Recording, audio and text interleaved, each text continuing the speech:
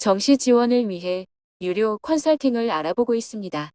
고속성 장분석기와 진학사, 학교, 학원 선생님 상담까지 다 할 예정인데 주변에서 추천해서 유료 컨설팅도 받아보려고 합니다. 그런데 아이랑의 아빠는 굳이 유료 컨설팅까지 해야 하냐고 합니다. 하지만 4번씩 교육도 받고 마지막까지 상담해주는 유료 프로그램에 상당히 관심이 갑니다. 괜한 돈과 시간을 들이는 건 아닌지 망설여지기도 하고요. 과연 유료 컨설팅은 받아볼 가치가 있을까요? 일단은 뭐 여러 군데 갈 필요는 없고요. 한 군데 정도 가서 하는 게 좋은데 너무 과도하게 돈을 많이 받는 데 있죠. 보니까 한 90분에 80만 원에서 100만 원 정도 받는 데가 있는데 그런 거 말고 한 2, 30만 원 정도 선에서 받을 수 있는 그거는 충분한 가치가 있다고 생각하는데 여러 군데 가지 마시고 옆에 또 많이 가는 데 따라서 그냥 한 군데 정도 가시는 건 나쁘지 않습니다. 좀 어느 정도 자기가 조금 많이 아는 학생들은 자기가 직접 하는 학생도 실제 있어요. 근데 그래도 뭔가 좀 불안하시면은 유료 컨설팅 받아볼 가치는 있습니다. 충분히. 예. 근데 유료 컨설팅에서 꼬시는 게 뭐냐면 딱 그겁니다. 이 학교보다 좀 더 높이 갈 수 있는데 복골복골 이제 요구하는데 그건 굉장히 위험합니다. 제가 이 정도 했으면은 그냥 믿고 따라가시는 게 좋은 방법일 것 같습니다. 해야 되는 툴들이나 방법 그리고 특장점을 소개해 주세요. 올해는 정신을 바짝 차리고 이걸 좀 해야 되거든요. 왜냐면은 알다시피 지금 의대가 1,500명 늘었고 그러면 최상위권 학생이 많이 들어온 것도 있지만 위로 상위권 학생들이 위로 이제 가기 때문에 밑에가 계속 비니까 점수가 전반적으로 더 낮아질 것 같거든요. 그래서 거기에 대한 툴 기본적으로 많이 나오겠지만 고속성장 분석기, 진학사, 대성 이런 데서 기본적으로 많이 해주겠지만 그걸 적절하게 잘 소화할 필요가 있겠죠. 저는 어떻게 기본적으로 가냐면 고속성장 분석기도 진학사도 대성도 다 장단점이 있어서 100%는 없어요. 근데 진학사는 모든 학생들이 가장 많이 지원하기 때문에 초반에 보면 속습니다. 그거 애들 다 장난치고 있는 거기 때문에 끝까지 보면 효과가 있는데 고속성장 분석기나 대성으로 기본적인 가닥을 잡고 진학사에 지원을 해보면서 이제 어느 정도 이제 노하우 가진 사람들이 그걸 이제 분석하면 거의 90% 이상은 다 가능하다고 봐야죠. 네.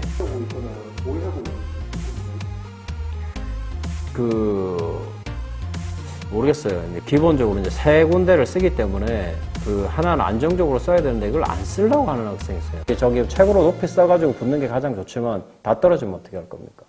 그래서 유료 컨설팅 하는 데서 40% 50%라고 하는 걸 너무 믿으시면 안 돼요.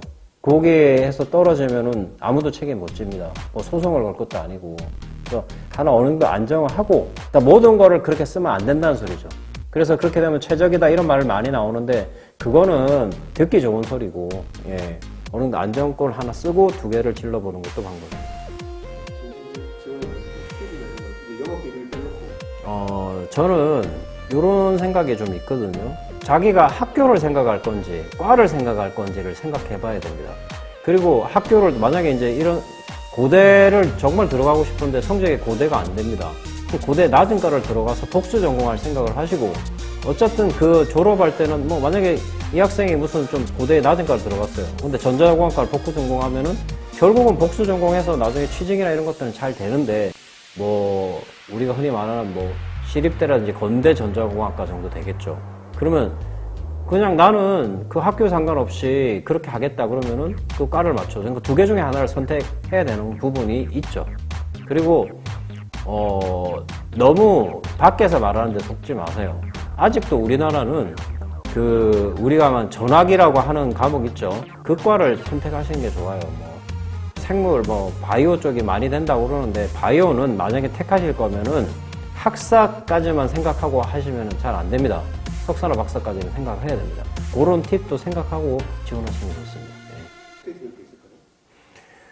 지금은 우리가 서영고, 서성한, 중경외시 이렇게 나와 있는데 이건 뭐 제 생각인데, 이제 학교의 인기도, 요거에 따라서 점수도 많이 바뀌거든요. 제가 서울권 학교를 좀 이야기 드리면은, 서성안이라고 그러는데 서성안이 아닌 것 같고요. 제가 봐도 성안서인 것 같아요, 성안서. 그리고 중경외시, 중앙대가 굉장히 많이 지금 약진하고 있거든요. 거의 이제 서성안 끝까지 다 따라왔고, 그러니까 외대가 지금 이과 쪽이 거의 별로 없다 보니까 많이 조금 떨어지고 있고, 그러니까 중경외시가 중경시, 요 정도 선에서 이제 되는 것 같고, 건대가 좀 많이 약진하는 것 같고, 이게 지금 현 추세입니다. 예. 아이가 수능을 아주 못 본 건 아니지만 평소보다는 조금 낮게 나왔습니다. 육모, 구모보다 전체적으로 조금씩 떨어진 것 같네요. 그런데 아이는 아예 재수한다고 생각하고 가나 다군 모두 모험 수준의 소신 지원을 하려고 하네요.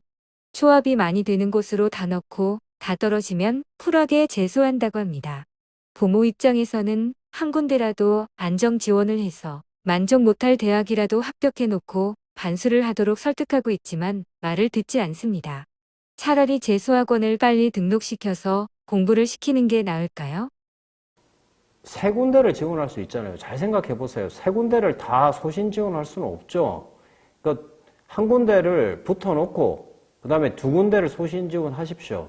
그리고 소신 지원해서 떨어지고 한 군데를 붙었는데 그거를 봐서 정말로 깊이 A하고 이야기를 좀 해봐야 됩니다. A하고 이야기를 해봐서 뭐 그걸 걸고 재수를 한다든지 아니면 정말로 그거를 제낀다고 생각하면은 정말 열심히 하라는 다짐을 받든지 그걸 하면서 가야지 세 군데를 소신 지원하는 건 반대고 한 군데 안정 지원, 두 군데 소신 지원 이렇게 하시고 붙고 나서 정말로 재수를 빨리 하는 게 중요한 게 아니고 마음가짐을 걸고 하시는 게 좋을 것 같습니다.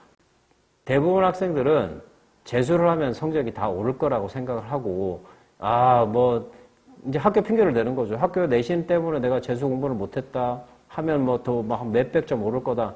공부란 게 그렇지는 않습니다. 무조건 공부가 덜 돼 있다고 성적이 안 나오는 것도 아니고 마음가짐이 1년 내내 가는 것도 아니기 때문에 제가 봤을 때는 제가 시키는 대로 그렇게 하고 정말로 저기 학생하고 심도 있게 생각을 좀 해봤습니다.